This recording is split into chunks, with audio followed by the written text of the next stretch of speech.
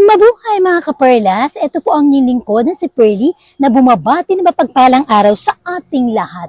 Welcome po dito sa Belfort Estates, located at the Golden Triangle of Alabang, Cavite, and Laguna. And at the same time, strategically situated in the Anghari area that has an access to main roads leading to Alabang, Cavite, and Laguna na I'm sure isa po itong ideal location for you and your family.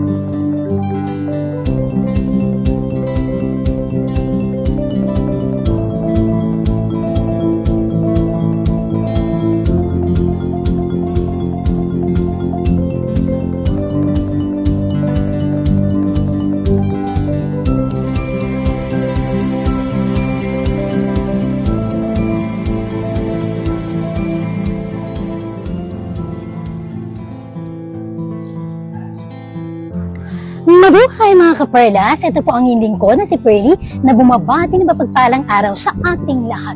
Welcome po dito sa Dream House Edition. Malay mo, ito na ang Dream House para sa iyo.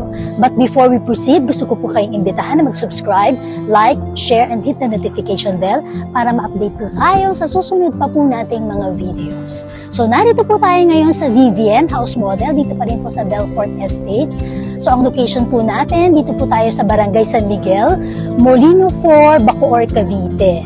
So this is a 2-story single detached house with a lot area of 140 square meters and floor area of 110 square meters. So this house comes with 5 bedrooms, 3 toilet and bath, na may 2 car parking space.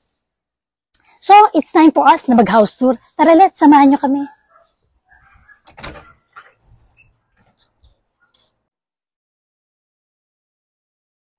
So, dito sa loob ng Vivian house model, so dress-up model po ito. Meaning, yung may mga gamit po dito ay hindi po kasama upon turnover. So, pero complete turnover po tayo. So, ngayon, ito na, nandito tayo sa living area. So, ayan, makikita natin, meron tayong mga, dito casement window, dito sliding window. Ayan, so ito yung ating pinaka-living area. Meron tayo ditong split type air condition unit. So dito po, meron na po tayong provision sa mga split type aircon condition unit na pwede nating i-install.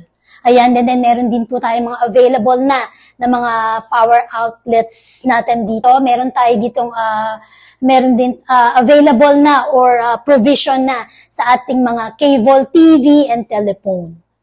So, ayan. So, ito yung ating pinaka-dining area.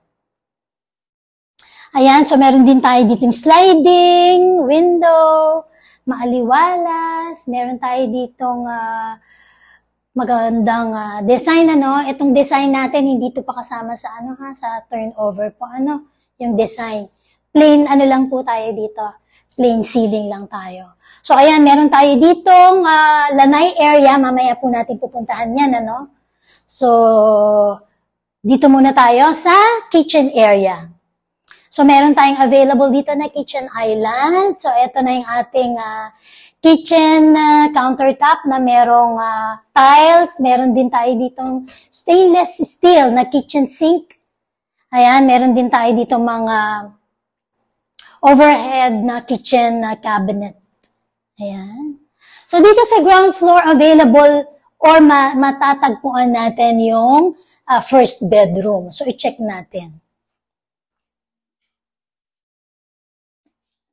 So, ito yung first bedroom natin. Ayan. Pwede natin itong gawing home office, Pwede rin ito sa mga elderly. Yan, kung yung ating mga parents, pwede dito mag-stay. Ayan. Check naman natin yung toilet and bath dito sa ground floor. Ayan, meron din tayo dito palang casement window para maliwanag. So, ito yung ating toilet and bath sa ground floor. So, complete bathroom fixtures. Meron ng tiles ang ating flooring and yung walls. Ayan. So, PVC yung ating door. Ayan. So, meron sila ditong painting.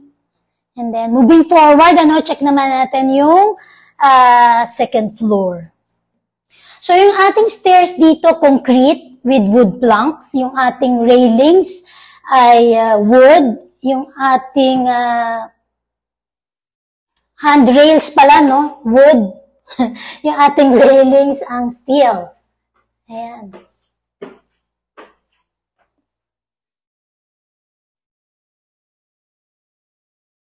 Ayan. Ang ganda nung kanilang yung kanilang stairs, ang luwag. Ang maganda, meron din tayo ditong sliding window. Ang aliwalas. So, ayan. Dito sa second floor, check natin yung bedroom 2. So, ang motif dito ay green. So, ayan. Ang lawak, ang luwag ng kanilang mga sliding window. Ayan, ang aliwalas.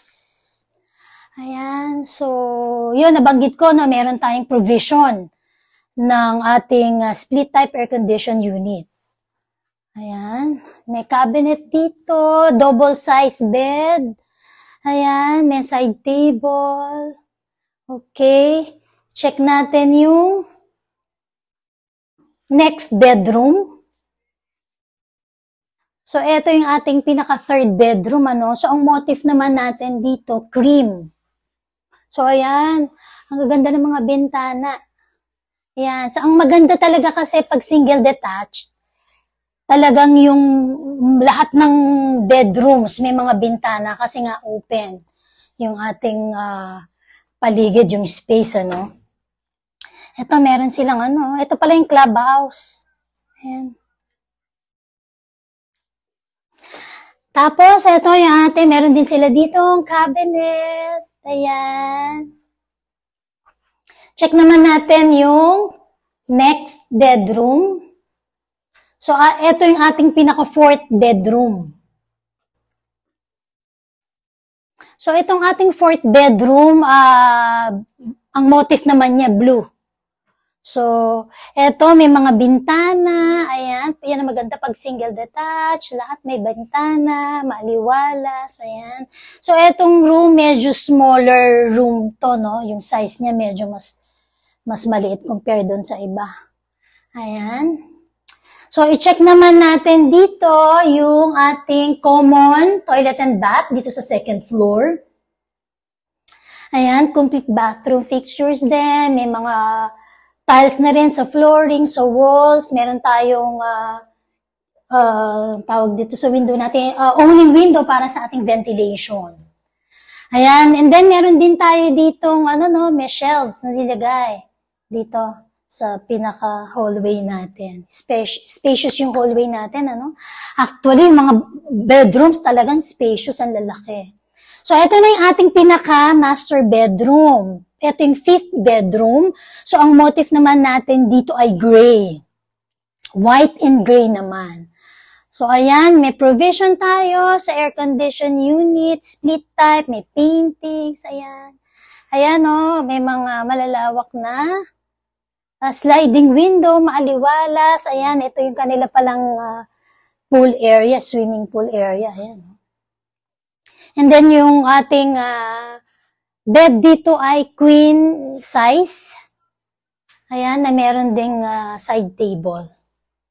And then i-check naman natin yung pinaka-toilet and bath dito sa master bedroom. So, ayan, complete bathroom fixtures. Naka-tiles, flooring, and walls. Ayan. So, ito ang ating pinaka-second floor.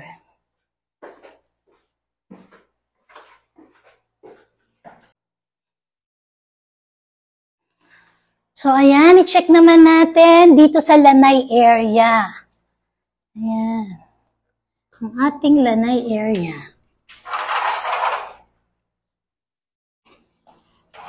Ayan. Pwede natin itong buksan pag meron tayong party, pag nag-invite tayo ng friends, relatives, yung ating mga loved ones. Ayan, so ito yung ating pinaka-lanay area. So, ang advantage no sa single detached, yung buong paligid mo talaga ay open. So, katulad nito, ito yung pwede natin itong palagyan ng bubong, palagyan ng tiles. So, mapapansin natin, painted sandblast finish yung ating exterior wall, ano. So, ayan, meron tayo dito sa side na space. Ayan. Ito yung leading to our carport.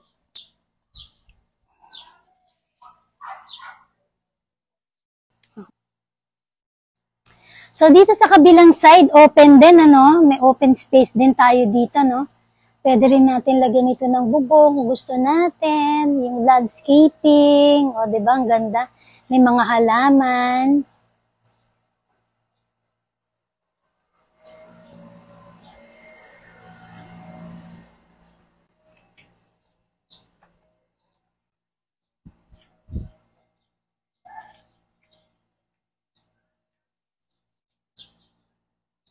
So, ayan, dito sa side na ito, meron tayong parang front yard. And then, tingnan natin yung ating exterior, oh. Yung ating parang pinaka-facade, meron siyang stall, accent wall.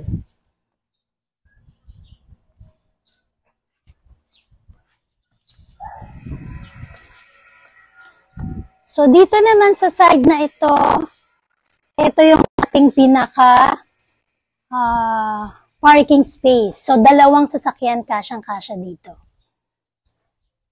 So, ayan mga kaperlas, tapos na po tayo sa ating pag-house tour dito po sa Vivienne House Model. So, I'm sure nabigyan ko po kayo ng idea, pearly idea, na makakatulong po sa inyo para maisakatuparan po ang inyo pong dream house. So, for those who are interested to own this property, you may send us a message dyan po sa contact details na naka-flash po sa inyong screen for tripping and house viewing assistance.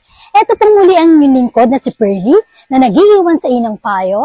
Dream house mo, tuparin mo. Hanggang sa muli, kita-kits!